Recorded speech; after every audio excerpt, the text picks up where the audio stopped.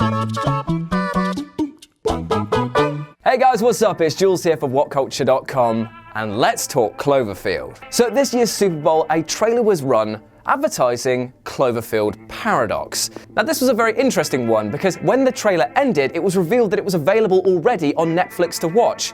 That's kind of like reverse marketing. But either way, I've watched it and it was pretty great. The best thing about this is that it tries to explain what Cloverfield actually means in a franchise that is very vague with what meaning actually is and how the films are actually tied together as a whole. So I'm going to go through now and try and pick apart different bits and explain how it all makes sense. With this in mind, I'm Jules from Whatculture.com, and this is how Cloverfield Paradox explains what Cloverfield means.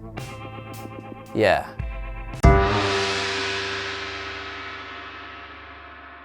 The story of this is that Earth is facing an energy crisis, and in an effort to solve this, a station in space is trying to do this thing using a Shepherd particle to basically kickstart a massive supernova of energy.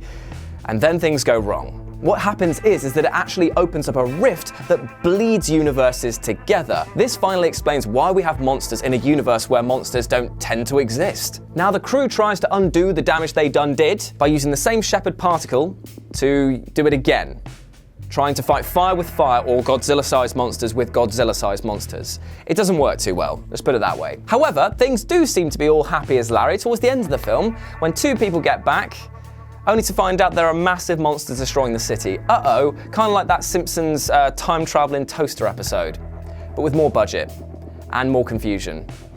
And less funny. To be honest, it's probably a better episode of The Simpsons one, just watch that.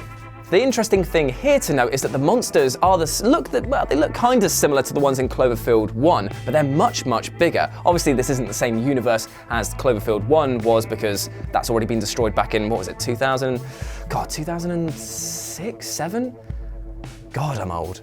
Either way, different universe, same outcome. The multiverse theory.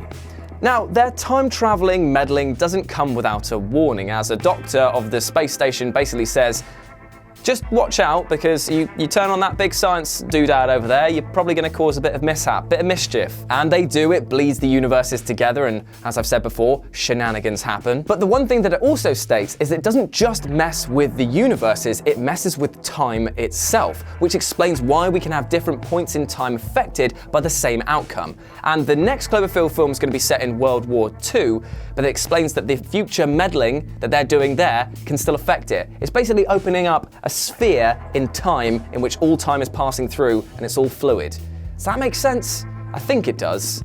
Either way, what I'm trying to say is that you can mess with something in the future and have it affect something in your past. Kind of like how, in reverse, my dad leaving me when I was young has affected me now. Hey Dad. How it reflects real theoretical concerns. The film's actually very, very clever at exposing real-life anxieties towards sci-fi, alien futures and doom and gloom brought on by our own hubris. As in this case, this is a very obvious analogy or allegory or whatever the word is that I'm looking for the Hadron Collider. People were so worried when they were going to switch that thing on that it was going to rip the world in two. It didn't. Everyone's here, still happy. No giant monsters. It would spice things up though, wouldn't it? Just a little bit. I know it wouldn't be great to live in it, but for the first 30 minutes or so, you'd be like, that's pretty cool. Get a selfie with it in the background, just like, just me? Yeah, probably. How many dimensions are there? The question is, though, how many other dimensions are there? Well, quite a lot, actually, because the film shows things like people in walls with electrical wires running through them, worms that have, your head explode. There's things where people have arms and don't, just simple little twists, and then obviously the ones where there's giant monsters in. Basically, the film never looks to say there's a preset, fixed version of them. There's not just two. There are many, many multiple ones, probably in the same vein that, you can have infinite possibilities, therefore there are infinite realities. It's just that the rift that they've opened is just only collecting in a small pocket of that. It doesn't really need to be answered, this one. It doesn't really affect the plot at all if you know how many there are, nor do I think that putting a cap on it would have actually improved anything at all. So in this case, that mystery is left still unsolved. But here's the real killer question. How does this film affect the previous two films? Well, it's quite simple, really. Instead of the monster from the first film being awoken by deep undersea drilling, as was presumed to be the case, it actually is just the result of coming through the rift, just one of the monsters falling out of that big space portal in the sky. And the same goes for 10 Cloverfield Lane, but in this case, instead of a giant squiddy diddy thing, it's like an alien doodad with a bit of a gas problem. Bit of a beanie boy, that one. But either way, that shows that they're not technically in the same universe either. So therefore, we've got at least three distinctive universes that all share the common thread of what went on that space station. And that's very exciting because it now means that the writers have basically an infinite well of possibilities to go to. They can just create a new universe whenever they want, chuck a few monsters in, and just call it a completely different one to the previous ones that we've already seen. It's quite clever, really. Maybe a bit lazy if people are looking for that whole every single thread has to connect thing, but still, it's a bit of a cheap laugh, isn't it? Interestingly enough, though, the film that's coming after the Cloverfield paradox, called Overlord, which is set in World War II and shows people basically fighting against superpowered Nazis, that's going to be a fun film regardless. There is the question as to, is that universe going to be the same one as shown in the paradox? People are arguing this because of the fact that the Russians and Germans are still at each other's throats in the paradox, which could definitely be the result of whatever goes down in Overlord. As it's implied in Overlord that the Germans are going to win using their superpowered alien weaponry, and therefore they might go into a Cold War stasis with Russia, and that would explain the tensions shown in Paradox. Make sense? And that raises even more questions. How have the Nazis managed to harness this super alien technology to their benefit? Well, hopefully Overlord will explain this. Otherwise, it's just going to create even more questions that the Paradox has tried to tie up. So, all of this comes down to the really important point. What does Cloverfield mean?